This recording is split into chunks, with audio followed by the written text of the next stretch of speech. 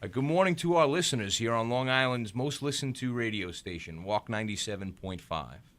My name is Dan Leveler, president of New York State's largest independent labor union, Suffolk AME. It's a pleasure to welcome you to another episode of Suffolk Matters, where Suffolk County meets Suffolk County AME.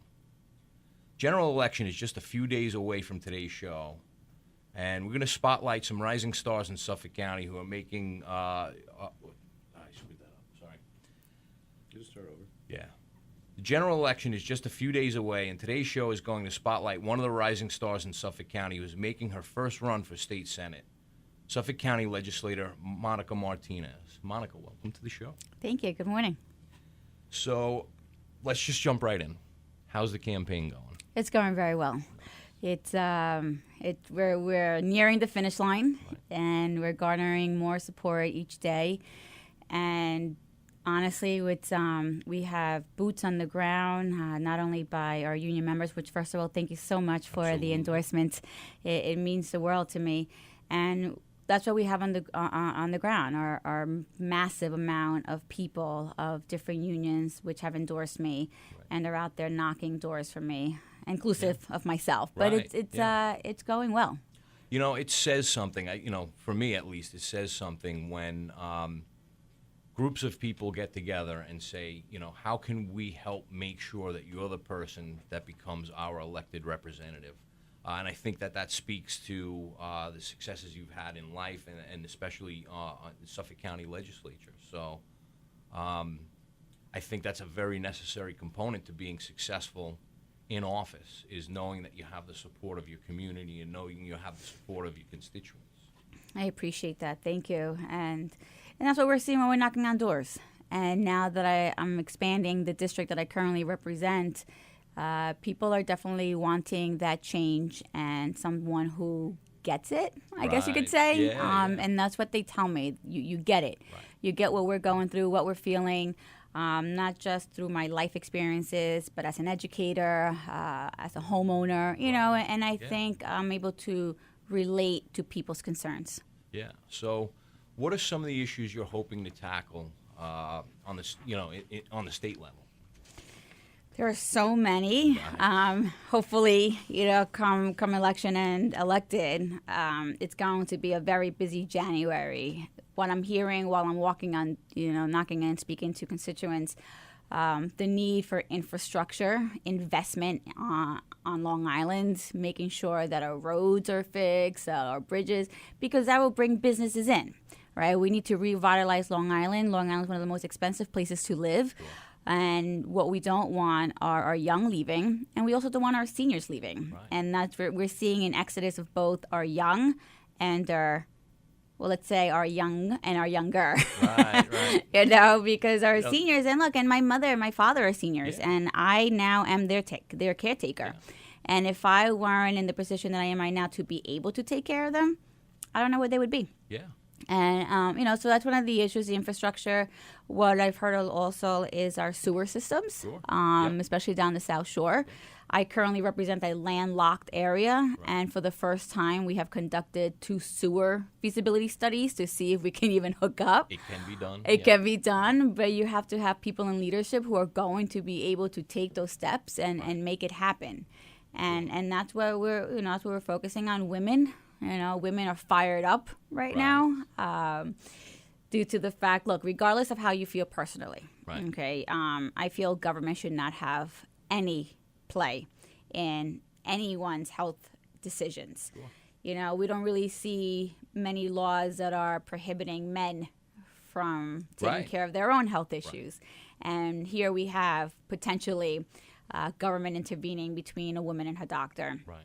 And that's something that women are not happy with. And again, it's regardless of how they feel, but people should have the right to make those decisions on their own. Sure. Gun safety, we've heard a lot about that. We've seen the amount of school shootings across our nation, and we need to protect our kids. Our students should be going into school, into their classrooms, feeling safe. Right. That is a place that should not only be conducive to learning, but they should feel safe. And parents shouldn't be worried what's going to happen to my child if I send them to school today. Right. So those are big issues. Environment. I mean, there's so many, Dan. There's a lot to deal with, and Taxes. I right, and I don't envy the workload I know that's there, but it needs to be done, and I think it needs to be done by, I just touched on a little bit earlier, having the support of the constituents in the community, having the support of labor groups coming out and helping. That's one part of the puzzle, but to get things done, you're going to need partnerships across all the elected officials, working downstate, working upstate, to make sure that, all the information is taken in, the best choices are made, and the right compromises are reached. So I guess maybe in that regard, obviously your race is important, not just to you and your district, is important to us and all the people that have endorsed you. But there's got to be some other races that are of concern to you as well, to make sure, if you're successful and you're up on the Senate, that you have a team that you can work with and get things done. So, are there any races that kind of stick out for you as being important? Honestly, they're all important. Sure. And I've come to a point, and I'm sure you can attest to this, is that I just want the right person in government. I just want to make sure it's the right person that gets elected, not because of party lines, but because they're going to get the job done, and that they are able to work across the aisle, regardless. And that is something that I have been able to do. I have also been able to go against my leaders, right? I've been able to say no, because I felt it was not right for my constituency. And those are the type of leaders that we need in government. Someone that's not going to be afraid to speak up. We don't need some yes men and women. We need independent voices and leaders that are going to fight for Long Island. I'm sure you've heard, the New York City Democrats and your socialists. And look, it's the scary times that we're living. Right. You need some common ground. And I think that common ground will be on Long Island. And we need to make sure that we have a contingency of Long Islanders that are going to be there. Jim Gorin, who I have worked with at the county. John Brooks, that I've gotten to know, since he's been in office. And great guy. He is a great guy. And with him, you know what it is about him, which I kind of feel I can connect with him, is that he's human. Yes. He's got a humanistic side. We mildly, outwardly facing very mild, but his ideas and ways of getting things done is really where that passion lies. So, I could see in some instances someone just saying, well, this guy doesn't seem fired up, but look at his work. That's where the rubber meets the road. So, and that's another guy that's important to us. No. Oh, great. And I just, and even let's say with other races, obviously I need someone in the upper New York State that also gets suburbia, that understands the issues that we face. And I need to make sure that those that are coming in from the city area, that they also understand what we go through, because it's two different worlds. Two different worlds between Long Island and the city. And they need to know that whoever gets up there from Long Island is going to fight for us, for Suffolk and Nassau counties. And it may be contentious at times, but I think we need that. I think it's time that we have fighters up there who are going to bring home the bacon. Actually, bring home the bacon to Long Island, and that's what I'm going to do. And hopefully, we get people from both sides of the aisle, right? People are worried it might be a one party rule, but it doesn't matter about the party. It matters about who's going to get the job done. So, and to that point, you spoke a little bit about how sometimes you might buck the system, and the party leaders may say, well, we want to try for this or we want to try for that. I think it's just as important for you to stand your ground and know your issues and know the people that you represent and say, no, this is what we need to do. I think it's just as important for the party leaders to hear from you on that, because no one's going to be more plugged into your district than you are. And so from my perspective, there's value to that. On the union side, I rely on my people working inside the departments to know what's going on there, because I can't be everywhere at once. And there's certain things that I have to be on top of. but I'm relying on feedback from people that are there on a day-to-day basis and interact. And I think the same goes for you, and it's borne out in Suffolk County Legislator. You know, you've always focused on the people that you're representing. So, and I would expect that would be more of the same, you know, on the state level, and being able to work in a bipartisan way. So.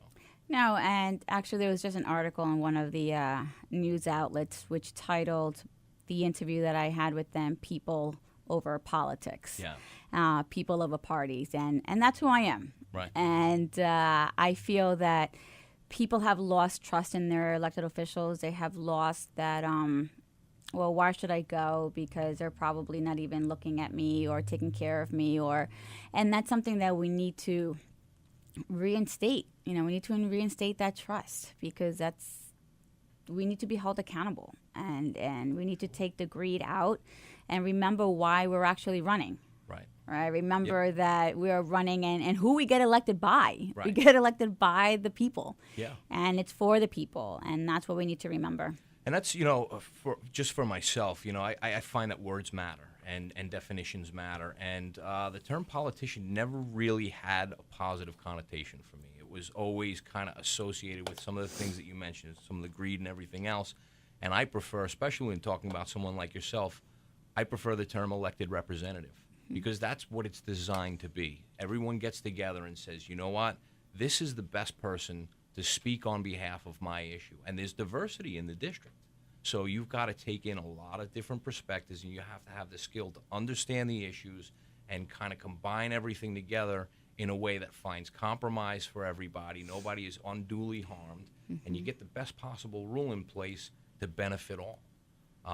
So, you know, that distinction between politician and elected representative, I think, really bears out, you know, for you.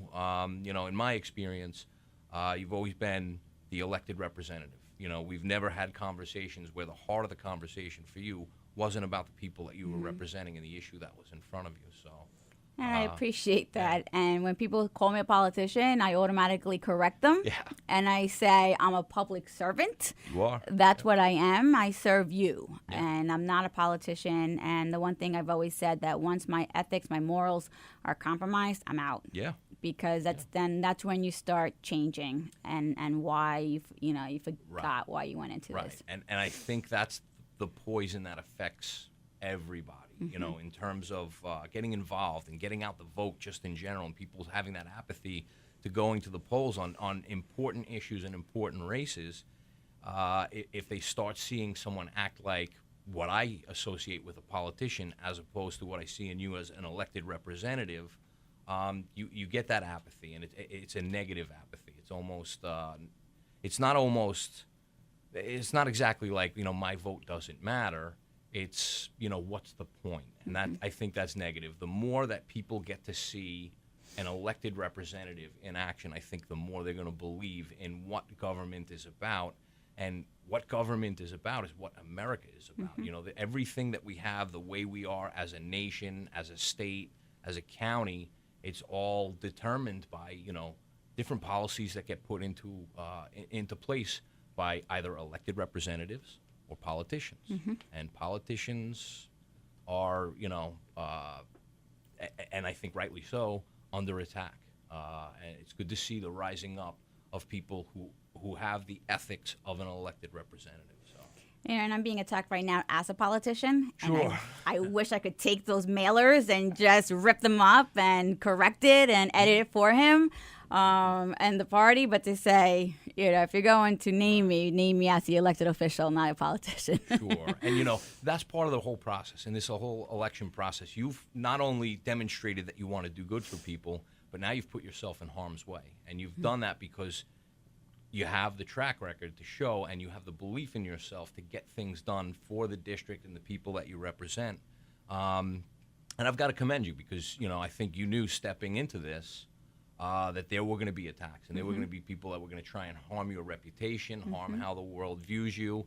And I think you've taken the high road. I think you've done the right thing. And again, I expect you know, some positive outcomes this year. So thanks again for joining us this morning.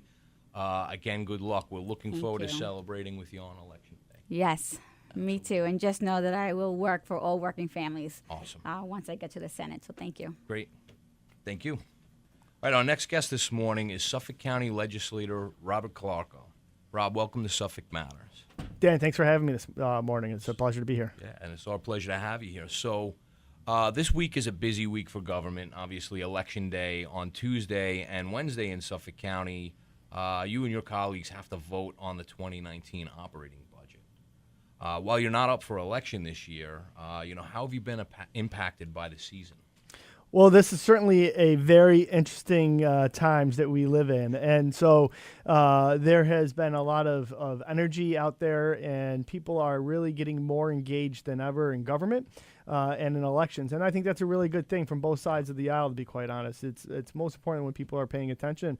And so certainly as an elected official who's not up for election, I'm out there trying to help some of my colleagues and folks who are trying to get elected to higher office or be reelected this year. Right. Okay. So, I guess with that in mind, are there any key races or issues that you've been tracking, in this election? Sure. I obviously I think that the president is going to determine a lot of the outcomes in this election, Right. but there are a lot of important issues to us locally that I think are being talked about by the candidates, especially when you look at the state Senate races that are coming up. Right. And I have a colleague, Monica Martinez, who's running for election in a very contested open seat Right. Against Dean Murray. And I think that they're both talking about issues that are important, whether it's school funding and making sure that our local school districts have the resources they need to do their jobs, or taking care of the issues we've dealt with crime and MS-13, and that's been affecting our communities. And each, I think, bring their own approach, and I think Monica's really trying to present one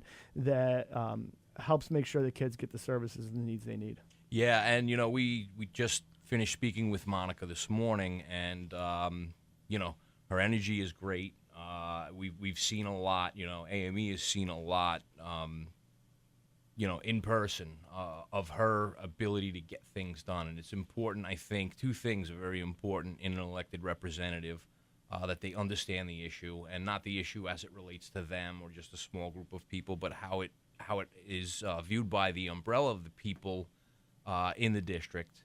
And then also the ability to get things done, Well, understanding helps, but getting things done is necessary. Getting things done is really important. And I'll tell you, what people don't realize a lot of times is the impact that New York State government has on our local municipalities. And I mentioned school districts, but, on the county level, the state controls so many things that impact us, whether it's ability to raise the revenues we need in order to pay for the services that are looked for, or quite honestly, just mandates that the state puts on us that stretches our resources ever thinner. And so having somebody who understands local government and county government up there in Albany, Right. fighting for a suburban county, is going to be very important for us. And with the experience, coming from Suffolk County Legislature, with the experience of being in the majority and knowing how to get things done, and to enlist members of the minority to kind of cross party lines and realize the services that people need, and making changes to the rules that have a positive effect. I think that's a great point. That's absolutely what we need in Albany these days, and somebody who can really bring the suburban viewpoint of how particular issues are affecting us in ways that are a little bit different than maybe, especially in New York City, but even upstate New York, Right. where we have such a diverse state in our different regions. To have that suburban voice here, Yeah. who can speak to it and speak to it from the majority, and be able to reach people from the other Right. side of the aisle as well is going to be really critical. And I think that that's going to be key to Suffolk County being able to find ways to be sustainable as well. Sure. So I know you just touched on unfunded mandates. This is something that we talked about on last week's show. And, I guess to put it in perspective for our listeners this morning, New York State sends more tax dollars to the federal government than it receives back in aid. And that's not the case for all states in the United States. In that same way, Suffolk County sends more money to the state of New York than it receives back in aid.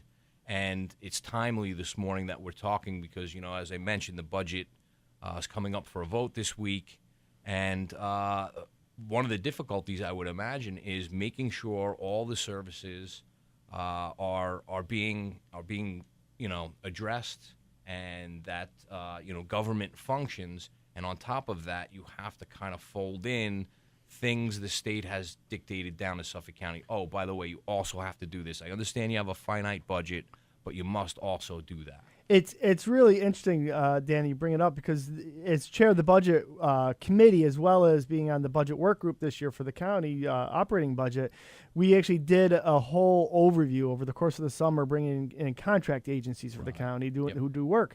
And what we were finding was that a large number of these contracts, something like $30-40 million worth of contracts going out the door, are all dictated by the state of New York. Right. They tell us you're going to contract with this specific organization. And while they give us a certain amount of dollars, they expect us to chip in a certain amount as well. And it's really non-negotiable. Sure. And they wean you off through the years, So they say, listen, we're going to implement this program, but we're going to help you out, with this generous portion of the expense. And then next year we're weaning you off, and we're weaning you off, and you're weaning. And there are some services, mandated by the state that Suffolk County doesn't receive any support on. That's right, and other ones where it's varying levels, and it's very impactful to our budget. And so where we can get help in Albany to be looking at those things, and like I said, sometimes there are issues that you don't really think of until you're actually looking at the specific issue, and you realize, oh wait, we have to do that, and we have to pay for that, and we don't really have a choice. The state's telling us this is a service, this is a function that you must provide. Right. So, talking a little bit more about the budget process, you have the working group that does the heavy lifting before everyone's got to come together and make a final determination on what the budget will look like next year. I know firsthand that this is not, a magic wand. Somebody just dumps a bunch of papers down and everybody says, you know what, good enough. This is too much to read. You know what, whatever they want, it's fine. But why don't we talk a little bit about, what that budget working group has to go through just to get to the point where they say, okay, this is what the budget actually will be. So it's quite an extensive process, and people have to realize Suffolk County, we're a very large county. We have 1.5 million residents, so we have a lot to do, and our budget runs close to $3 billion every year at this point in time. So it starts with this in the summer. The county executive develops his recommended budget that he's going to present to us. He has to present it to us by about midway through September, and after that comes to the county legislature, we have about a month and a half to do the thorough review and make amendments to that budget to make sure that we're hitting the priorities that we feel Suffolk County residents would like us to take care of. And so once we receive the budget, we have two public hearings at large, as well as public hearings associated with every legislative committee that we have. And then we have our own budget staff within the county legislature. That's a nonpartisan staff of folks, the Budget Review Office. And they go through the budget line by line through each individual spending line, and they contact every department to go through what those lines are and to try to give us a fair assessment of that budget from a nonpartisan point of view. And they leave policy questions to us to answer, but they just try to make sure that we understand what's being put in the budget. And account for every dollar, yeah. Exactly. And then the next step of our process, and this is something that's unique to Suffolk County, and one of the things that has always made me proud to be a legislator here, is the late presiding officer, Bill Lindsay, had started this work group process that you referenced earlier, where we will have a group of legislators that will sit down with budget review and craft the legislature's response. And that's a bipartisan working group. So it's not just Democrats sitting in the room because we have the majority. We include an equal number, a number of Republicans as well. And we sit down in that room and we hash it out. And to be quite honest, people might think, and sometimes it gets projected that the Democrats just kind of run everything through. But I can guarantee you that when we're in that room, everybody's taking the votes based on what they think is right. And there is quite often times where the votes are not necessarily all Democrats or Republicans. And actually, more often than not, it's some mixture thereof where those decisions are being made. Sure. And, and I think that's important for people to see that, the legislature as a whole has this responsibility, regardless of what party they're from. And if they're looking at the issues and what needs to be done, there's going to be, that mixture. Some people that agree, some people disagree. And that's, partially because of districts and what really those constituents need, and in terms of priorities, and then the system works. That's exactly it. And we recognize you need to incorporate all points of views and different perspectives when you develop these budgets. And so that's why, unlike Nassau County and our counterparts on the state and federal government, you're not going to see a Democratic budget and a Republican budget. You're going to see the work group come out with our product that's going to be based on those votes from that bipartisan working group. And hopefully all of our colleagues will appreciate that and vote for it accordingly. Well, I got to say, on a personal level, it's very frustrating to me, and it's happened sometimes. And not speaking for anyone else, but in being involved sometimes in this process, to see someone on the working group that had input throughout the process voted to move something along from the working group to the overall committee, and then see them abstain on the record or vote against on the record. That stuff becomes frustrating, because you want to think when they're involved in the budget process that they're voicing all their concerns and they're doing everything they possibly can. I think to the public it looks like partisan gamesmanship. It certainly feels that way at times, Dan. Yeah, and, I'm sure. And I'm not looking to criticize my colleagues and their fellow legislators have a right to vote however they choose that they feel is best for their district. But it is frustrating at times when we have a structure in place to ensure that everyone's input is taken in. And I'm telling you, I've sat on this budget now. Every year I've been a legislator, I've been sitting on this work group for the operating budget, and the votes are not party line votes in that room. By and large, important. they're always kind of mix and matched based on the particular issue we're debating and the particular item that we're looking to either defund or restore, or whatever it is we're talking about. And then walk out of that room and go upstairs to take the vote, and to have the colleagues who sat in that room say that they're not going to support that budget is really frustrating, because they certainly had a role to play in what is being crafted. Outside of that, just as a person observing it, our members have a stake in this whole process, but they're also taxpayers, and I get feedback from them, and the perception then becomes one. And something we talked about earlier in the show, the difference between a politician and an elected representative. And I think that people have apathy when it comes towards voting and believing in the system when they see politicians at play and the connotations of what it is to be a politician. But an elected representative is someone that's been doing just what you've enumerated this morning, and what I know it is that you do behind the scenes, which is take in all the issues, make sure you have a full understanding, and execute what's in the best interest of everyone. That's what an elected representative is supposed to do. A politician is someone that slings mud at the other person because, we're red, you're blue, or we're blue, you're red, and whatever else. And that's the thing that disgusts everybody. You're absolutely right. At the end of the day, when people get frustrated and they look at Washington, and quite honestly, I think we are where we are in the national debate because of that very issue.